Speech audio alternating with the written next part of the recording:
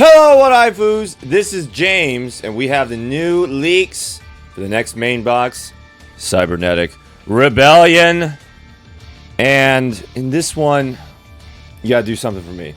You gotta convince me that Cyber Dragon is good, because we had tuned Cyber Dragon right from the Pegasus event, and that had the effect of Cyber Dragon that I care about. Like, tuned Cyber Dragon can't attack when it's summoned.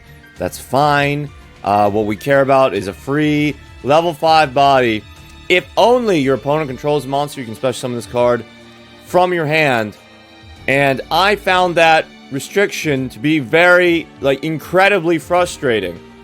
Cyber Dragon, only good if you open it and you go turn 2 and your opponent summons a monster. And I'm sure, yeah, okay. Hey, James, it happens like 50% of the time, but you know, Cyber Dragon's not good in the late game, though. Cyber Dragon's not good in the late game. So again, if you're going first, you can't use your Cyber Dragon, and then you have to wait until your third turn to special summon your Cyber Dragon. And then if you're going second, you have to open the Cyber Dragon, and then if you open Cyber Dragon in the late game, you can't special summon it because you probably have monsters. Like if you're able to special summon Cyber Dragon in the late game, you're probably losing anyway. Now, I know we can use the extra Cyber Dragons that we draw in the late game for fusion summoning into Cyber Twin. Fusion summon of this card can only be done with the above fusion materials. This card can make a second attack during each battle phase, so can't be substituted. There's no recursion. It has 2800 attack. I mean, yes. If you can make second attack during each battle phase, your opponent has not yet drawn into their mask change, and you can just wipe out their Destiny heroes. Okay, that's something, but masked heroes were like 8 months ago. So instead of riding Komani's hype train, may I direct your attention to a better extra deck monster? Something like Crystron Citree. It discards Synchro Shokan. You can target monsters your opponent controls or in their graveyard up to the number of Synchro monsters used for the Synchro summon of this card. Banish them. Just the number of monsters. So 3 banishes. Just inherently 3 banishes. And Crystrons have a bunch of special summoning.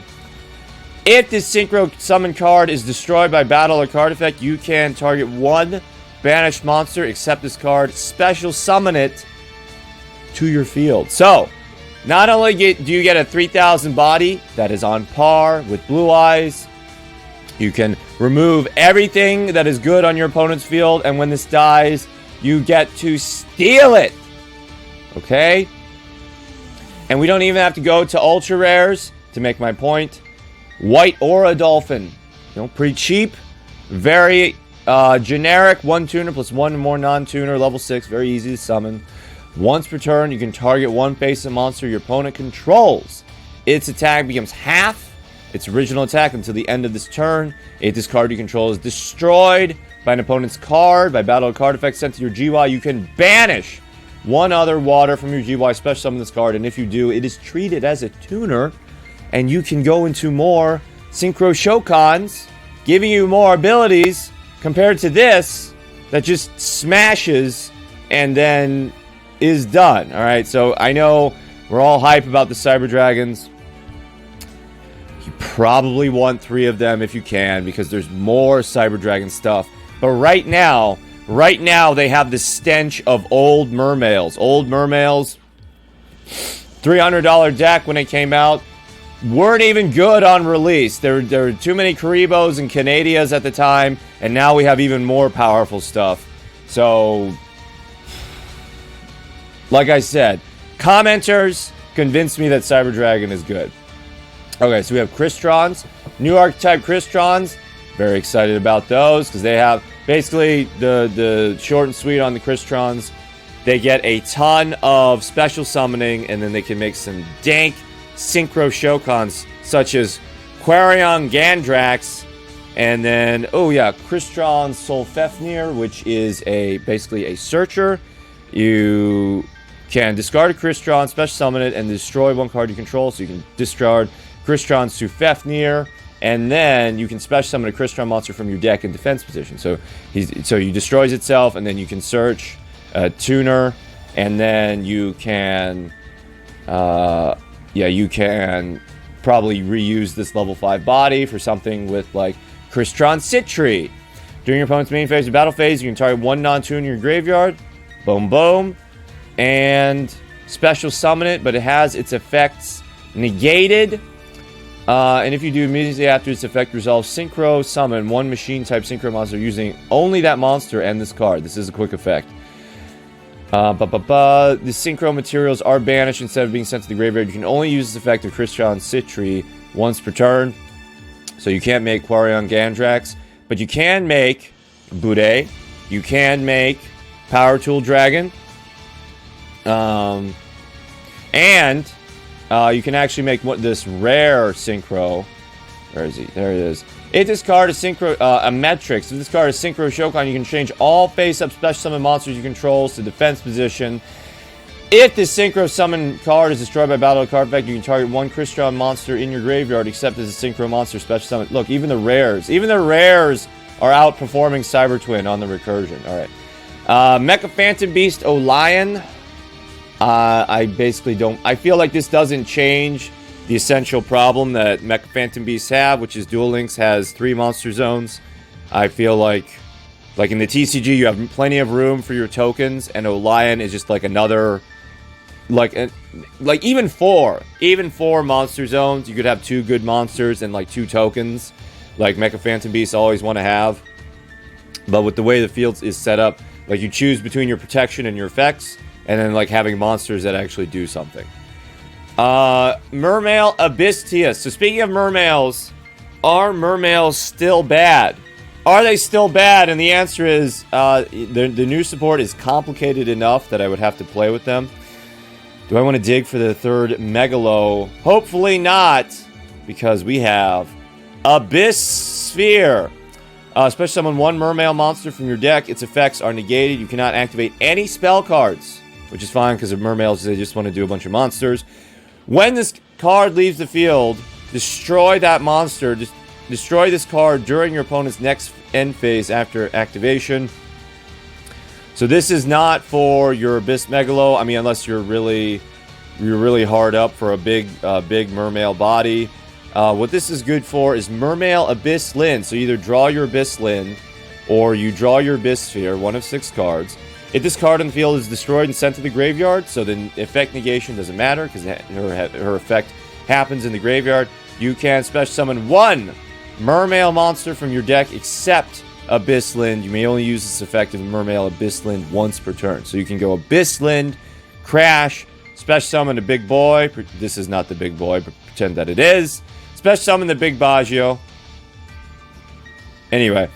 And then with Abyss Sphere, you can recycle her and protect, and then special summon another one. So that's actually pretty good. Just those 2 cards right there. Taking Mermails from like a fragile OTK deck and making them, have more interesting plays than just the turn 2 dump and smash or lose. Abyssteus. You can discard one other water to your graveyard, special summon this card from your hand. If summoned this way, add 1 level 4 or lower Mermail monster from your deck to your hand. So you don't lose anything. All it costs you is summoning Abyssteus. You dump a water, and then that could be... Okay, they're reprinting Abyssgund. That could be Abyssgund. Discard to the graveyard. You can target a Mermail in your graveyard except Abyssgund. Special summon that target. Okay, yeah. And then you can search any water. So like your Atlanteans from the old water support, your Atlantean heavy infantry, you can search that up. Oh no, you can search a Mermail. Okay, you can search a different. You can search.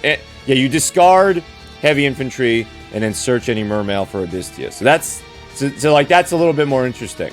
Like now I'm regretting not getting the Abyss Megalos, whereas at first I didn't. And then Deep Sea Diva, when this card is normal summon, you can special summon 1 level 3 or lower Sea Serpent type monster from your deck. These are your Atlanteans.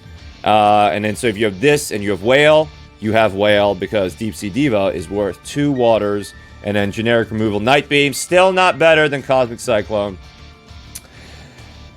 Are we getting aliens, James? When this card is normal summon, you can special summon one level 4 lower alien monster from your graveyard. Destroy it during the end phase. So it's level 5 Synchro Shokan if you got it. Cosmic Fortress Golgar. Once per turn, you can select any number of face-up spell or trap cards. Return those cards to their opponent's hands, so the field spells, the continuous traps, and distribute new A counters among monsters on the field equal to the number of cards returned. Once per turn, you can remove 2 A counters from anywhere on the field. Destroy one your opponent controls. Hey! I love it. I love it! So, you know, you can use it on Abyss Sphere. You can use it on Samurais that are playing Dojo, trying to save up their counters. And he's 2600. And he has a Destroy effect. And I feel like he's a lot better than Cyber Twin Dragon. Okay, so we're getting Alien Ammonite. Obviously, how many Ammonites do you need? More is more consistent. More is more going into Cosmic Fortress Golgar. All the aliens are like, a lot of them are level 4. And they spend a lot of time in the graveyard. So Alien Ammonite, an excellent way to recycle those Bajios. We already talked about Crystrons. This comes from the selection box. Crystron Smidger. Oh no, I'm going to talk about the other alien. Yeah. So we're getting some more alien support, which is great because now the deck of the free-to-play hero now belongs to the pay-to-win. Alien. Speaking of Alien Dog, speaking of pay-to-win, I'm surprised that Alien Dog is not a super rare because this does a lot of stuff. When you normal summon an alien, you can special summon this card from your hand. When you do, place 2 A counters on the face-up monster your opponent controls. So, your level 4 dies. You have Alien Ammonite, so you normal summon Alien Ammonite. And then Alien Dog can be special summoned. It gets counters. That's more destruction effects for Cosmic Fortress Golgar. And then you have 4, 1, and 3 off the doggo. And then what's this? Yeah. So you have the option to make a level 8 synchro, or you can just make Golgar with like Econ Take Fodder, because aliens have not yet been hit on the ban list, but in 2 or 3 months expect them to have that happen. That being said, we got a really light ban list. Like, we had the WCQ, we didn't get a ban list. All they did was a little tap on the Samurai wrist, and that was it. And now we're getting a new main box. So I feel like the Samurai Dojo limited to 2 ban lists. I feel like that was it. That's the ban list that we're getting. And I feel like that's good. I feel like that's a good thing. I've said many times that my ideal conception of the deck is, of Yu-Gi-Oh! Amateur armchair game designer, is that you don't ban the cards, you just release progressively better cards. And I feel like, you know, having a very small ban list is better than having like a huge ban list that hits everything, because people can still play the cards that they paid for. So, new archetype, Crystrons, Cyber Dragon hype, and new alien support. It's going to be a good box, guys. Coming on the 11th. Thank you for watching.